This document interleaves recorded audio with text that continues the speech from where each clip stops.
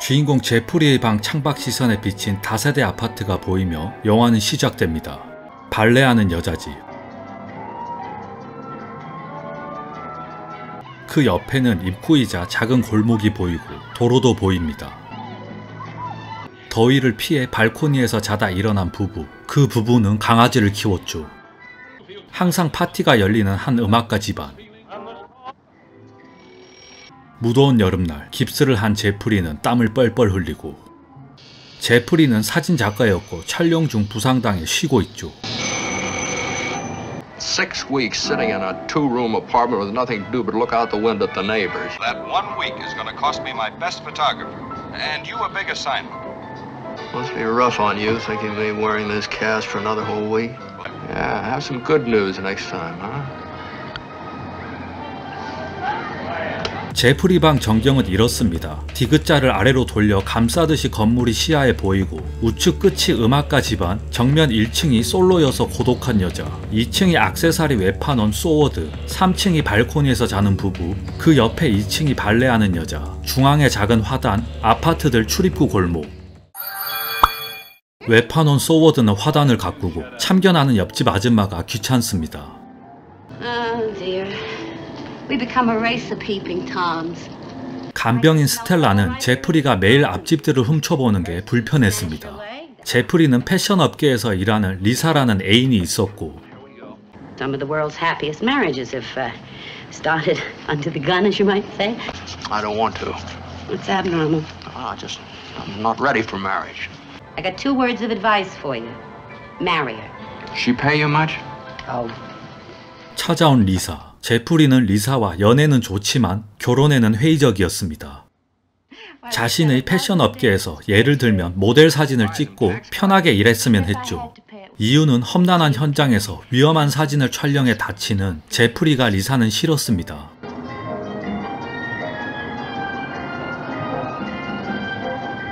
You mean leave the magazine? Yes. For what? For yourself and me. Now, let's stop talking nonsense, shall we? 리사가 식사를 차리는 동안 창밖을 보는 제프리. 발레녀는 인기 폭발이고, 고독녀는 혼자 가상의 상대와 식사했죠. She's like a queen bee with her pick of the drones. Miss Lonely Heart. Well, at least that's something you'll never have to worry about. 우측 아파트에서는 아름다운 피아노 소리가 들리고, 정면 2층 외판원 소워드에게는 병든 아내가 있었습니다. 요리를 만들어 와도 제프리는 리사에 상처 주는 말만 합니다. 그녀도 사진작가를 하겠다고 하니 식사 후 고생을 전혀 모르는 리사의 발언에 둘은 겁나 싸우고, You're too stubborn to argue with. I'm not stubborn, I'm just truthful. You just have to face it, Lisa. You're not meant for that kind of a life. Few people are. 리사는 삐져서 가버리고, 그 후 늦은 밤 어느 집인지 의문의 소리가 납니다.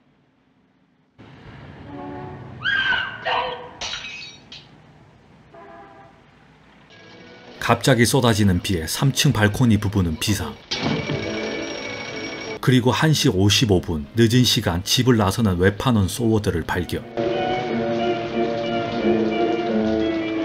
무료함을 달래기 위해 음악가 집도 훔쳐보죠. 얼마가 지났을까? 소워드는 다시 집으로 돌아왔습니다. 신기한 건 곧바로 또 집을 나서고, 제프리는 그가 수상쩍습니다.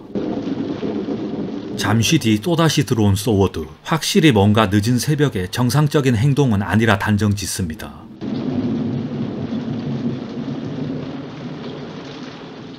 그날 아침 잠든 제프리는 소워드가 여자와 집을 나서는 걸 결국 보지 못했습니다.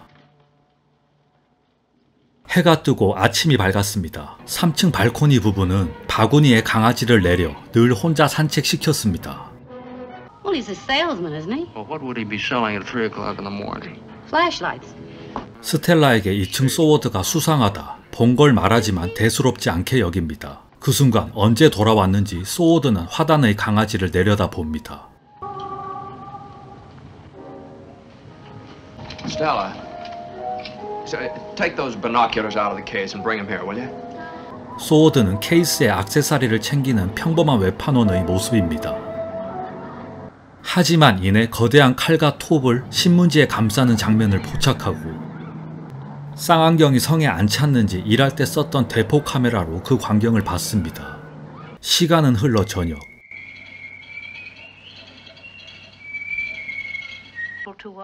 리사에게 새벽에 있었던 일과 칼을 숨기는 것까지 모조리 말해줍니다. 왜 혼자 이상한 망상에 빠져 남을 의심하느냐? 둘은 겁나게 또 싸웁니다. A murderer would never parade his crime in front of an open window. Why not? So now, since last evening, not a sign of the wife. All right, now you tell me where she is. I don't What's she know. doing? Where is she? 바로 그때 소워드는 로프를 구해 집에 들어가고 그리곤 커다란 가방을 밧줄로 묶었습니다. 그걸 본 리사도 진짜 수상하다는 걸 알게 됩니다. Let's start from the beginning again, Jeff. Tell me everything you saw.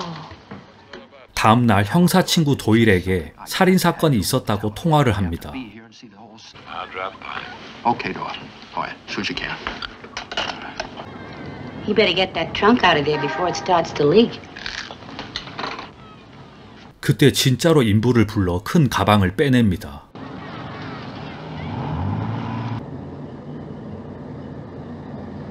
Long distance. We're just gonna get the name off that freight truck. I'll keep an eye on the alley. 스텔라는 트럭을 놓쳐 회사 이름을 알아내지 못합니다. 형사 친구 도일이 찾아왔지만 소워드의 행동은 살인 사건이 아니라고 합니다. We know the wife is gone, so I'll see if I can find out where. Do that. 도일이 떠난 후 소워드는 땅 파는 강아지를 저지하고 제프리는 화단 밑에 시신이 있을 거라 생각했죠. 다시 찾아온 도일은 확인 결과 부인은 오전 6시에 집을 나갔다 하고 Thorwald's on their way to the railroad station. Well, now, Tom, how could anybody possibly guess that? Now, did anybody actually see the wife get on the train? You know, by tomorrow morning, there may not be any evidence left over in that apartment. You know that. Now, did anyone, including you, actually see her murdered? Mrs. Went arrived okay, already feeling better. Love, Anna. 지방으로 간 아내의 편지까지 우편함에서 발견되니 할 말이 없었습니다. 해는 지고 제프리의 악취미는 멈출 줄 몰랐습니다.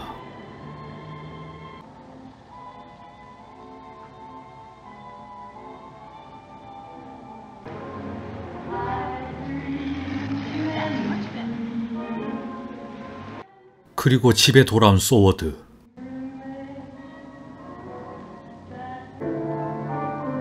Long distance again.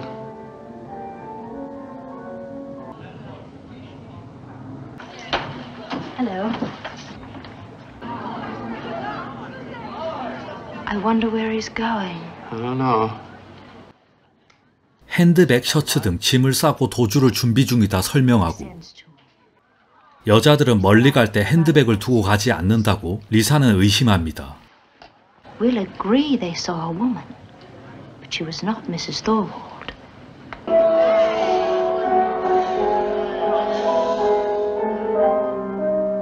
When they're in trouble, it's always their girl Friday who gets them out of it. Jeff, Hi. think he's getting out of here? But he's got everything he owns laid out over there in the bedroom, waiting. Lars Thorwald is no more a murderer than I am. I checked the railroad station. He bought a ticket. 10 minutes later, he put his wife on the train. I suppose it's normal for a man to tie up a trunk with heavy rope. Well, if the lock is broken, yes. Don't stay up too late. 고동녀는 더 외톨이가 되어가고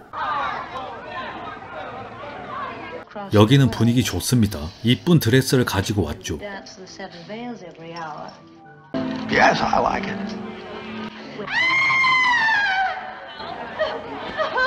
It's dead. It's been strangled. The neck is broken. Something's happened.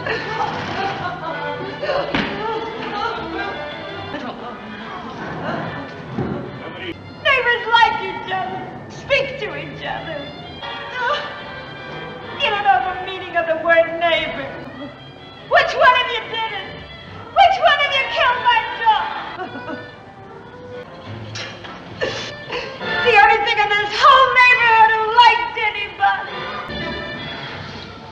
하지만 이웃들은 뒤집개가 죽건 말건 별 신경 안 썼습니다.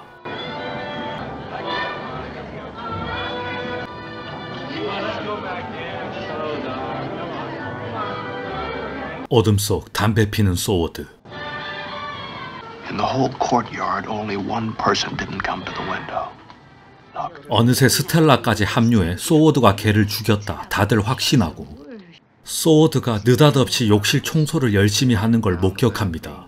짧은 기간 찍힌 필름에는 꽃들이 미세하게 변화된 걸 알게 됩니다. No. My idea is she's scattered all over town, leg in the east, Oh, river Stella, now. please. Here, get me a pencil. Stella, get me some notepaper.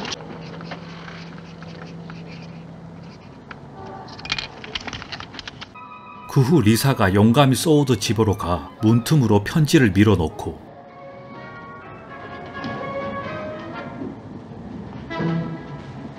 소워드는 어딜 갈 건지 짐을 싸기 시작합니다. But he's leaving. You just question when. Wasn't that close? Suppose Mrs. Thorwald's wedding ring is among the jewelry he has in that handbag. 아내 반지를 찾기 위해 소워드를 집에서 불러낼 생각으로 전화번호부를 뒤지고 Did you get my note? Who are you? I'll give you a chance to find out. 내가 궁금하면 와라. 근처 호텔에 있다 소워드를 불러내는데 성공합니다. 그 틈에 리사와 스텔라는 삽을 들고 담장을 넘습니다. 이제 화단의 시신은 나오겠다. 확신하고 도일에게 전화합니다. If he calls in, would you have him get in touch with L.B. Jeffers right away? I might have quite a surprise for him.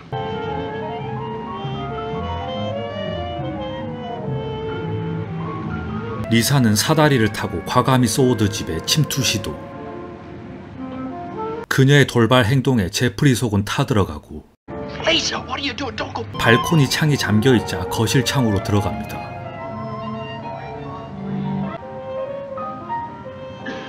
Come on, get out of there. 고동녀와 리사가 멍하게 음악 소리를 듣는 중 소워드는 등장하고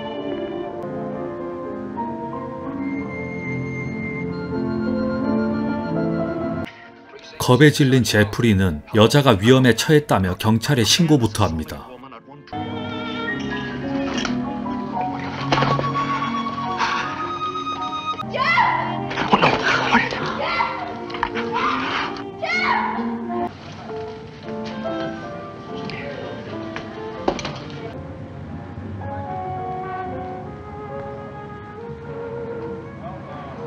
Look, the wedding ring.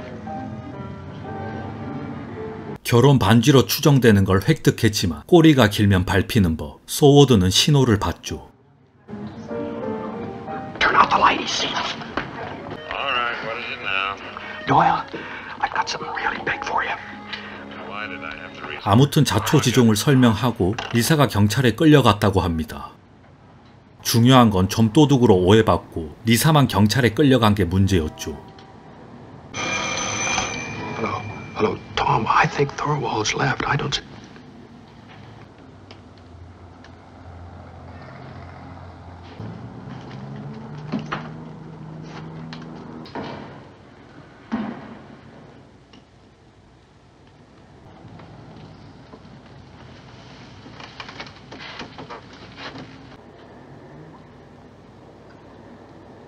Say something. What is it you want? A lot of money? I don't have any money. Can you get me that ring back? No.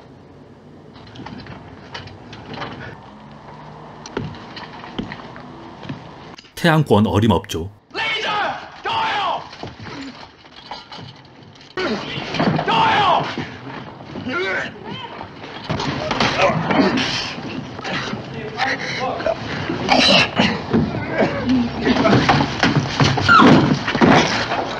Same was buried in the flower bed?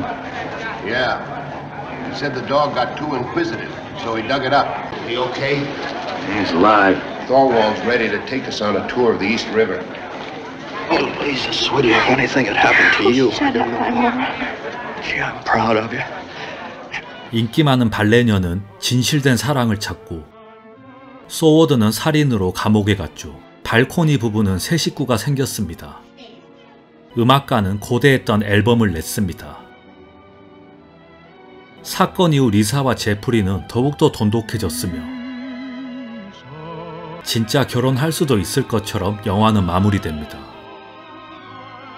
거장 알프레드 히치콕 감독의 이창이었습니다. 영문 제목은 리어 윈도우로 뒤창문이며 일본 개봉 당시 제목은 집 뒤쪽에 있는 창문이라는 뜻의 우라마도로 개봉되었고, 일본 포스터에 쓰인 한자를 그대로 읽어 한국은 이창이라고 제목을 붙였습니다. 제프리 집 포함 미음자로 건물이 배치되어 있고, 중앙 공터가 있는 아파트들이 영화 러닝타임 1시간 52분 동안 등장합니다. 다른 집들은 옆집 등 각도상 시야가 덜 나오는데 반해 제프리의 아파트는 거의 절대 시야가 나옵니다. 1인칭 시점으로 그리고 유려한 카메라 워킹으로 각각의 인물들을 담아냅니다. 제프리와 같은 시선으로 관객들도 여러 인물들을 바라보게 만들며 신기하게 그게 지루하지 않고 은근 몰입도가 좋습니다. 인기가 많은 발레녀가 섹시 컨셉으로 등장하는데 제프리가 크게 관심 없어 하는 설정은 관음증의 형태가 아니라 단순히 심심해서 보는 것이다. 히치콕 감독은 못 박아둡니다. 사이코에서 여직원이 회사 돈을 훔쳐 달아난 뒤 한적한 모텔에 돈을 숨겨두는데 그 돈이 영화 끝날 때까지 어떻게 되는지 안 나오고, 심지어 관객들은 영화 초반 돈을 숨겨둔 걸 까먹기도 합니다. 히치콕 감독이 도입한 맥거핀이라는 영화적 기법인데 중요한 것 같이 등장하지만 사실 관객의 흥미와 긴장감을 유발하는 장치일 뿐인 거죠. 네이버 지식백과를 검색해보면 이창의 화단이 이 맥거핀으로 등장한다 자세히 설명해 놓았는데요. 스텔라가 땅을 팠을 때 아무것도 안 나오는 건 긴장감을 유발하기 위한 장치일 뿐이었다 봐도 되지만, 걔가 호기심을 보여 마지막에 소워드가 다시 끄집어냈다 자박했으므로 시신의 일부든 뭐든 뭔가 있었긴 있었던 거죠. 사라진 소워드의 병든 안에 거대한 칼, 화단의 냄새를 맡은 강아지, 화단 속에 시체를 숨겼다. 고로 소워드가 살인자이지 않을까 하는 제프리의 합리적인 의심이 맥거핀이 아니라 복선으로 봐도 되고, 추정할 순 있지만 끝내 그게 뭔지 안 알려주기에 맥거핀인 것 같기도 합니다. 하지만 이 화단이라는 장치는 이야기에 쓸모없지 않으며 일정 부분 감춰진 이야기 및 복선, 결정적 단서를 내포하고 있습니다. 개인적으로는 굳이 이것까지 맥거핀이라고 결론 지어야 하나 생각합니다.